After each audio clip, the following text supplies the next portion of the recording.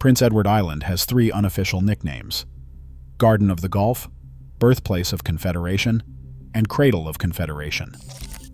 Every one of those names tells you something important about what happened here. Prince Edward Island is the smallest province in Canada by land area, covering just 5,660 square kilometers. To put that in perspective, it is about 0.1% of Canada's total landmass, so small it barely registers on a full map of the country. Despite having the smallest land area in Canada, PEI carries the highest population density of any province in the country. More people per square kilometer live here than anywhere else in Canada, which is a paradox that shapes everything about how this province functions. The province is not just one island. It is made up of 231 separate islands, with the main island, Prince Edward Island, being the largest. The whole collection sits in the Gulf of St. Lawrence, and the closest mainland is only 10 kilometers away, across the Northumberland Strait. The main island stretches 224 kilometers long, but is only 6 to 64 kilometers wide at various points. Because the coast is never far, you're never more than a 15-minute drive from the ocean anywhere in the province. The coastline runs 1,100 kilometers in total.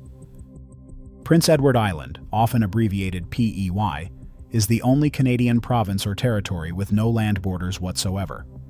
Every other province shares a land border with at least one other jurisdiction.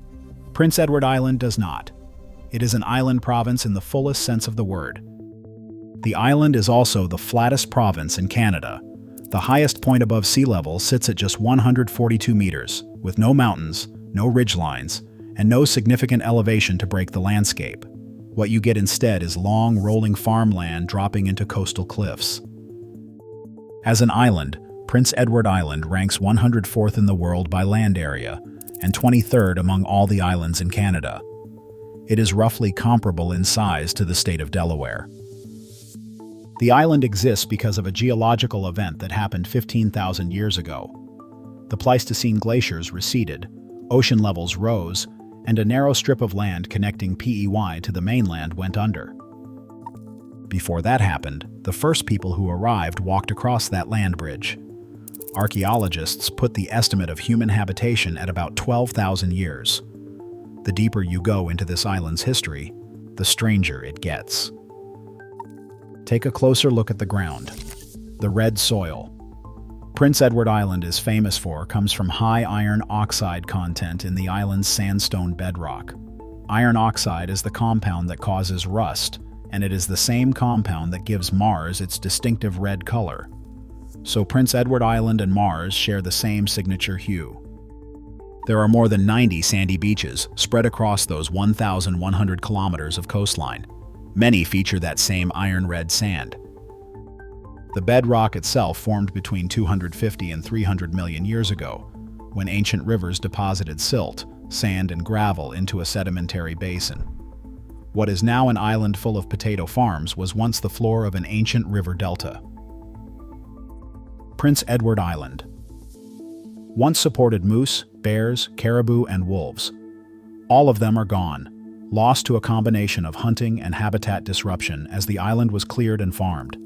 The province now supports red foxes, coyotes, blue jays, and robins. The red fox is the official provincial animal, and the blue jay is the official bird. The bird was chosen through a province-wide public vote held in 1976. The official flower is the pink lady's slipper, and the official tree is the red oak. The climate on Prince Edward Island does something unusual for an island province. The Gulf of St. Lawrence freezes over in winter, which cuts off the maritime moderation that coastal zones normally benefit from. The island's winters therefore behave more like a continental climate than an oceanic one, with cold snaps and blizzards that landlocked provinces would recognize. North Atlantic right whales, one of the rarest whale species in the world, have been showing up in increasing numbers in the waters around PEY since the late 1990s. But here is what almost no one knows about PEI and how it fits into Canada's larger story. The Mi'kmaq people called this island Ipek Waitikay, which translates roughly as land cradled on the waves. They had been living here for thousands of years before any Europeans arrived, governing through chiefs, a women's council, and wampum keepers.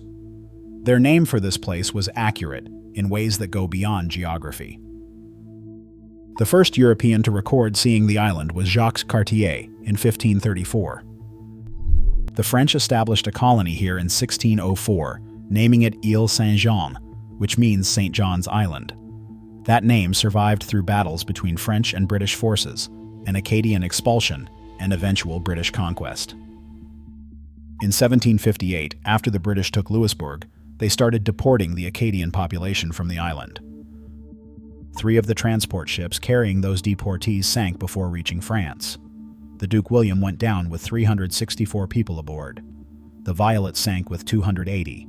The Ruby followed with 213. More than 850 people died in those 3 sinkings alone.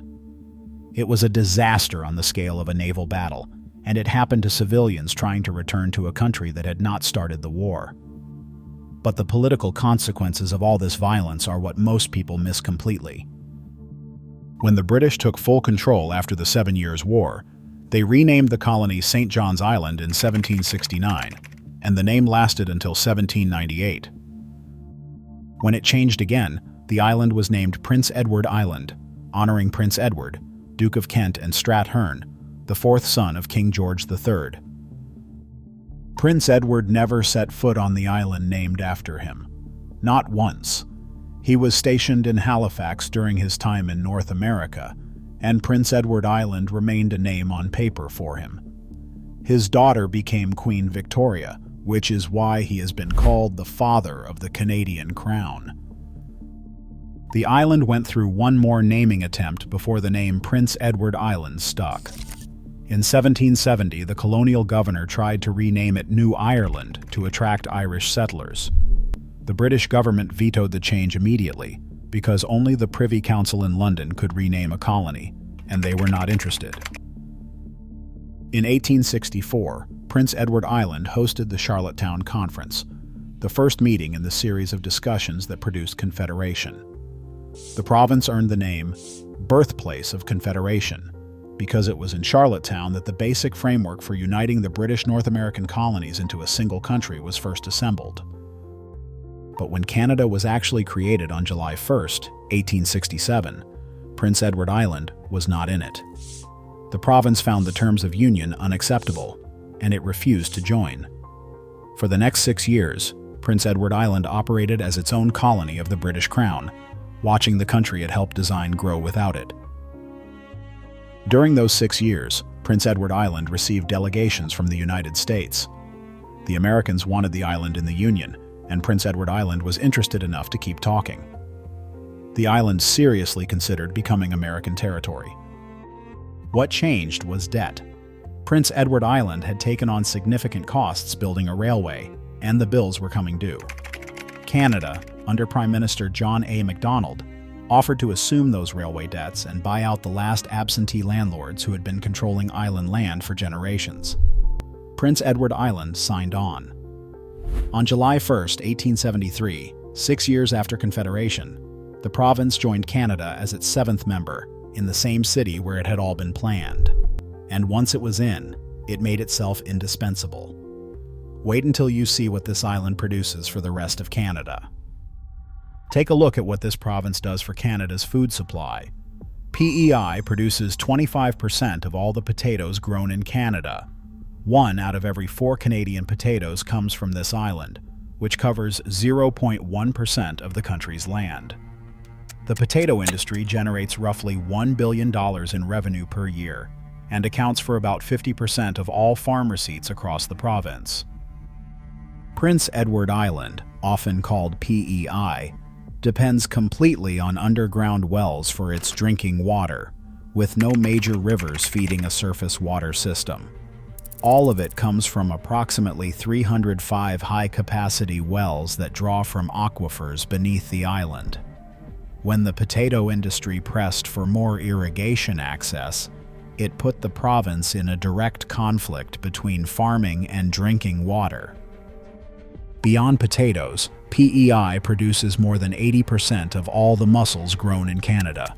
That translates to over 40 million pounds per year, all coming out of a province with roughly the population of a mid-sized city. Prince Edward Island is also considered the bluefin tuna capital of the world. The waters around Prince Edward Island draw some of the largest concentrations of Atlantic bluefin tuna during feeding season, and the commercial fishery built around them has given the island a global reputation in deep-sea fishing. Lobster fishing here runs on 2 separate seasons. The spring season covers May through June, and the fall season runs from mid-August through mid-October. That dual structure makes PEI unusual even within Atlantic Canada, where most provinces run a single primary lobster season. The fishing industry and the farm industry together define this economy, and the records built on top of them are where this province gets genuinely strange. In 2024, Prince Edward Island's GDP reached 10.9 billion Canadian dollars, a significant per capita output for a province with fewer than 200,000 people. The population itself has been growing fast. Between the 2021 census and 2025, it grew from 154,000 to 182,000, an increase of about 18% in 4 years, one of the highest growth rates of any province in Canada. About 1.6 million visitors arrive in Prince Edward Island each year, roughly 9 times the province's total population.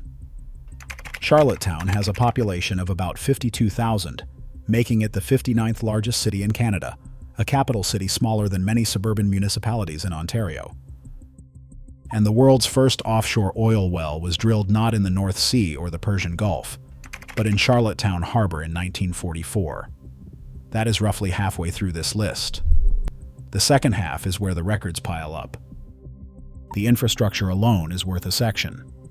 The Confederation Bridge, built from 1993 to 1997, stretches 12.9 kilometers across the Northumberland Strait, connecting Prince Edward Island to New Brunswick. It holds the record as the longest bridge in the world that crosses ice-covered water. Before the bridge opened, the only way to reach the island was by ferry or by air, and that crossing took well over an hour. It now takes about 10 minutes by car. The Confederation Trail is a multi-purpose path for pedestrians, cyclists, and hikers. It runs from one end of Prince Edward Island to the other, and it is the second longest multi-purpose trail in the world. Only the Trans-Canada Trail is longer. Prince Edward Island has 63 lighthouses, giving it the highest concentration of lighthouses per square kilometer in North America. 9 are open to the public seasonally. The island supports more than 30 golf courses, a remarkable number for its size. It has built a reputation as the golf capital of Canada. Prince Edward Island has only one national park, Prince Edward Island National Park.